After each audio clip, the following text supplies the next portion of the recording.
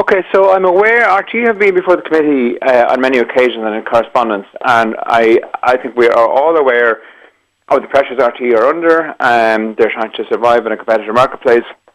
They face competition, I suppose, and because they're an English language station, for the most part, it makes it easier for US or UK type content to go head to head against them for prime time. So look, we know they're under competitive pressures. However, what we have said, what I would think the Fianna Fáil position is, and I think colleagues in the committee would probably agree, RT need to, the first thing they need to do is maximise their licence fee intake. So at the moment, they only collect up to 85% of licence fees that are due. That's a 15% non-compliance rate. So 15% of people who are eligible to pay TV licence are actually not paying it and getting away with that. If you look at other countries like the UK, the non-compliance rate is down to maybe 1 or 2%. So they have a very high rate of licence avoidance.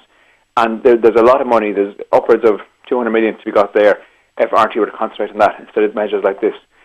I suppose turning to the particular measure, Aertel is a popular service, actually more popular than I even realised. I think there's an estimate of 432,000 users of Aertel across the country.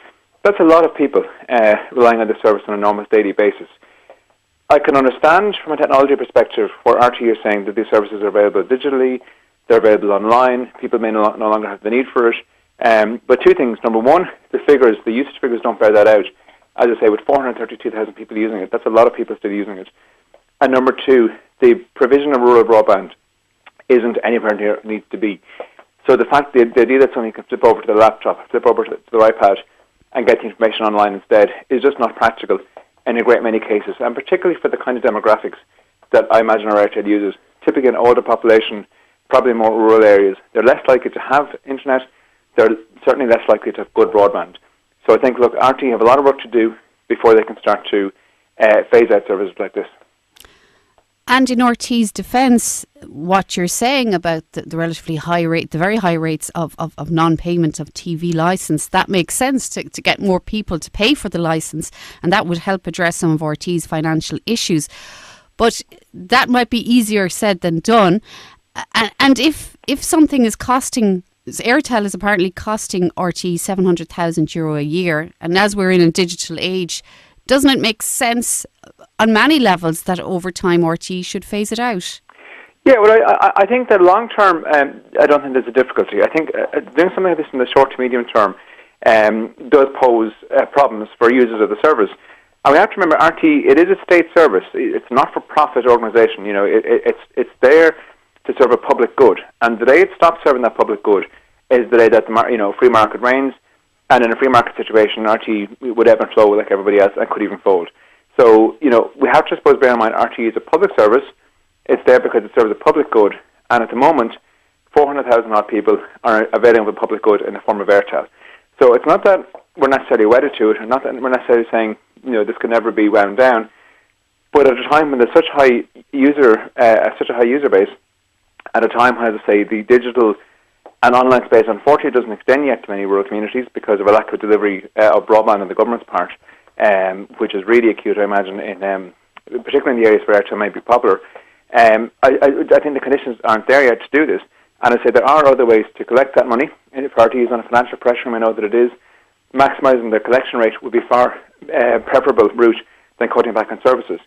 Now, one of the recommendations we made on the committee recently was that the licence fee collection be handed over to the revenue commissioners.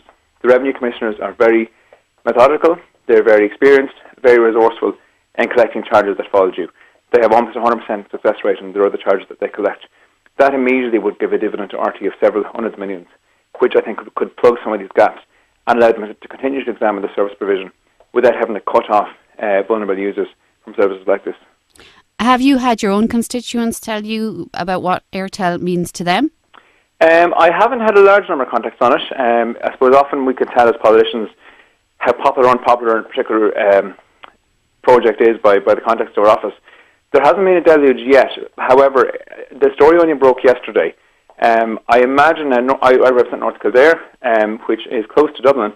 Having said that, the broadband here leaves a lot to be desired. There are parts of rural Kildare every bit as remote as parts of rural Kerry. And in fact, We have a good few land commission people up here who came up from Kerry in the first place and still have the Kerry Eye on the table in the article there. So there's certainly connections there.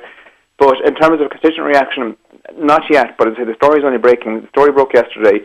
There hasn't been a large amount of debate on it yet. If the move was to get the go-ahead, it may require changes to the Broadcasting Act, which would require a dull debate. And I'm sure at that point, minds would be concentrated and we would start to get multiple contracts from users of the service. So you don't think really RT's wishes are going to be fulfilled for the moment anyway, that Aertel will be phased out? You think the political will dictate that it will stay for the moment? I think for the time being, I think RT has to get the house in order. That means maximising their licence intake. That means internal efficiencies. Things like the salaries of some of the presenters could be looked at. I would argue there's some inefficiencies and there's some bloatedness around that. But they need to get those kind of issues right. But most importantly, that compliance rate in terms of licence evasion has to be tackled. And then they can look at the service model, because I think for a state broadcaster that is there to serve the public good and is supported and subsidised in doing so, cutting back on services should be the last thing that they do rather than the first thing. So we would be very concerned about this as a short-term move. In the long term, with technology advances and as broadband hopefully permeates more and more of the population, there may be an argument for it, but I don't think we're there yet.